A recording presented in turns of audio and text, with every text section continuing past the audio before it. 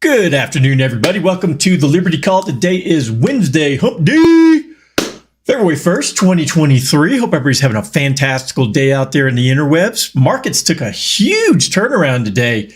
They were in the red most of the morning. And then when Jay Powell got on the boob tube earlier, I guess it was about noon my time, 2 o'clock Eastern, the market just took off like a rocket. So, looking at it, the Dow Jones finished fairly flat for the day, even though it was quite a bit into the green. But NASDAQ and the S&P 500, boy, they had a really good day after the turnaround with, the Fed. The Fed committee decided to raise rates by 0.25%. So we'll talk about that. Other topics are the job openings. There's more job openings than what a lot of people thought. We also have the market recap, and let's go ahead and dive into the numbers in just a second. But if it's your first time watching, give me some thumbs up, likes, shares, subscribes. I greatly appreciate it. Follows, all that good stuff, depending upon where you're watching this. So, all right, let's go ahead and get into the numbers for today. The Dow Jones finished the day up 0.02 at 34,092. S&P 500 was up 1.08%. Closed at 4120. NASDAQ was up 2%, closed at 11,816. Small caps are up 1.94. The VIX fell 6.75% to 1809.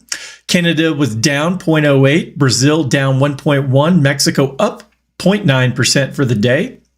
Jumping across the Atlantic, Germany up 0.35. UK was down 0.14. France down 0.07. Euro stocks up 0.19, Netherlands up 0.33, Spain up 0.71, Italy up 0.39, Switzerland down 0.75%, and Portugal up 0.35. Russian exchanges were both green today. MOEX up 0.2, RTSI up 0.12. And the overnights in Asia, Japan was up 0.07, Australia up 0.33. In China, the Shanghai was up 0.9, the SESE component up 1.31, China A50 up 0.66, DJ Shanghai up 0.95, and the Hang Seng up 1.05. Taiwan weighted came in up 1.01%. So that's everything as far as the markets today. Looks like the overnights were quite good, kind of in Europe, and then really good after the, like I said, the Fed statement that came out at 2 Eastern today. So, we'll see what happens tomorrow. I think a lot of this is, people speculating on how everyone else is going to react in the next couple days.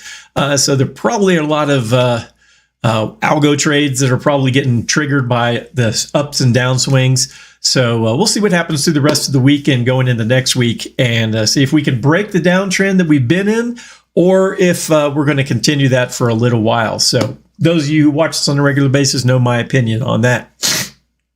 All right.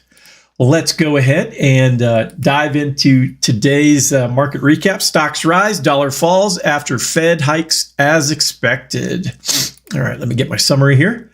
The Federal Reserve raised its interest rate by 25 basis points as expected, but communicated that further increases are on the horizon. The Fed stated that the U.S. economy is enjoying modest growth and robust job gains, and that policymakers are still highly attentive to inflation risks as they look to tighten financial conditions and rein in high prices. The U.S. stock market was choppy after the Fed announcement, but rebounded to turn positive after Chair Jerome Powell began to speak. Investors will now closely monitor Powell's comments for further signals on the central bank's policy. Yeah, they like to kind of read between the lines, look for the breadcrumbs, and figure out, what is this guy really thinking? Well, I think he's got to, what he's probably thinking is, I got to keep raising rates to get this inflation down that we caused 3 years ago by all that stimulus and money creation. But hey, we don't want to talk about that. That's not really our fault. The government and the people wanted all this, so we just did it for them. Alrighty, where was I? Economic data showed a mixed picture with a strong labor market and weak manufacturing sector. The European Central Bank and Bank of England are expected to hike interest rates by 50 basis points. The Pan-European Stock 600 index closed down slightly, while the MSCI's gauge of global stocks gained. The U.S. dollar weakened and Treasury yields moved lower, with the benchmark 10-year notes down 11.6 basis points to 3.4 0.413%, and the Japanese yen strengthened and the sterling was up. So good news, mostly across the board. We'll see if this happens to hold for a while or if this exuberance goes away after a couple of days. But I mean, personally, I like to see them get rates up much higher than the inflation rate that we're currently seeing right now. But hey, I'm just one guy sitting here in the mountains. All right, next up, the jobs numbers. U.S. job openings increased to 5-month high as labor market stays tight. All right, let's see what I have here. U.S. job openings rose unexpectedly in December, indicating that demand for labor remains strong despite rising interest rates and fears of recession. The Labor Department's monthly job openings and labor turnover survey, the JOLTS report, showed that there were 1.9 job openings for every unemployed person in December. Despite this, the U.S. Central Bank raised its policy rate by 25 basis points, promising ongoing increases in borrowing costs. Job openings, a measure of labor demand, increased by 572,000 to a 5-month high of 11 million. Some economists believe that the surge in job openings was temporary and concentrated in the leisure and hospitality and retail trade sectors, while others believe that the data was overstated due to difficulties adjusting for seasonal fluctuations. The job openings rate rose to 6.7% from 6.4% in November, and hiring increased to 6.2 million from 6 million the prior month. The private employment report showed an increase of 106,000 jobs last month, though this was below economists' expectations. So again, some good news that the labor market is still holding together. But again, typically labor is a trailing indicator. It's like unemployment, all those numbers. Typically a company is going to have some, tightening of their belt and, trying to figure out how they can do anything rather than get rid of people. And then at the last the last choice they typically have is slashing the payroll. So what I expect to see is that, the markets will probably bottom out at some point. And hang on, I gotta blow my nose for a second.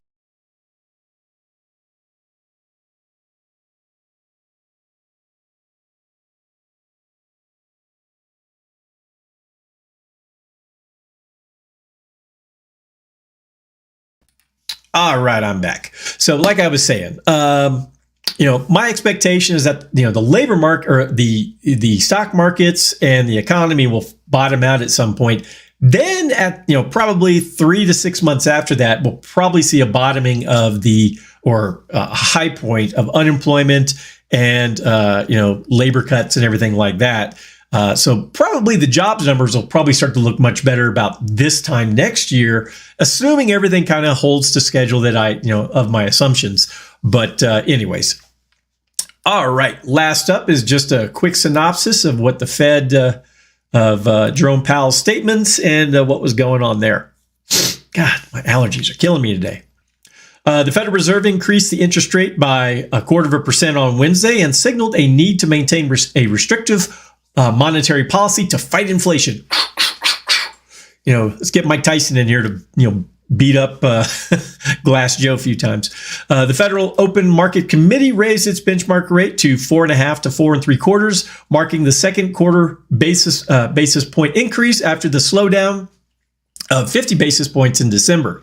The Fed has stated its anticipation of ongoing increases in the target range and expects to attain a stance that is restrictive enough to return inflation to 2%. Again, I don't know why they think 2% inflation is good. I mean, at a 2% rate, the cost of living doubles every 35 years or 36 years. So, I mean, I don't know. I'd like to see some deflation. I mean, I've been in the workforce since 1989 as a 15-year-old, and everything has just gotten more expensive. I mean, yes, some things, things in the private sector have gotten cheaper, like cell phones and things like that, flat screen TVs, but that's just due to, innovation and, the competition between different between different retailers to push the prices down. When everything else just gets more, especially like the home market, where it just keeps getting higher and higher and higher, and that has to mainly due to the creation of money from, the banking sector. And, all that does is, if you go out and get a loan, they only have to keep 10% of reserves on file. So they can, lend out, 9 times what they have on their books. And, each time that they create a loan, they're just creating more dollars at the Fed each time. So if you buy a $300,000 house, you just increase the money supply by $300,000. So, I don't know. It's kind of a mess. All right. However, with data showing slowing inflation and weaker economic growth, some on Wall Street doubt the need for further rate hikes. Of course, we don't need any more rate hikes. You've clobbered my tech stocks enough. I mean, the NASDAQ's still down from its peak, 25%, I think. Despite a red-hot labor market that threatens to boost inflation, the Fed remains cautious about rate hikes as inflation has slowed in the goods sector but remains a concern in the core services sector. Fed Chair Jay Powell acknowledged the disinflation process in the goods sector, but said that the labor market would be important to determining future inflation in the core services sector. He added that the Fed is not yet at a restrictive enough policy stance and expects ongoing hikes to be appropriate. The Fed's focus is on sustained changes to financial conditions, not short-term moves. All right. Well, that's everything there. If anyone needs anything from me, please go to dsafinancialgroup.com. All my contact information is there. You can book a meeting, drop me a phone call. You can send me an email. All that good stuff is there. Plus, you can see all the fun stuff that I do for folks. So, all right. Well, that's everything I had for today. If anyone, like I said, if you need anything from me, go to the website. Otherwise, I will see you guys next time, and you have a great evening. Adios.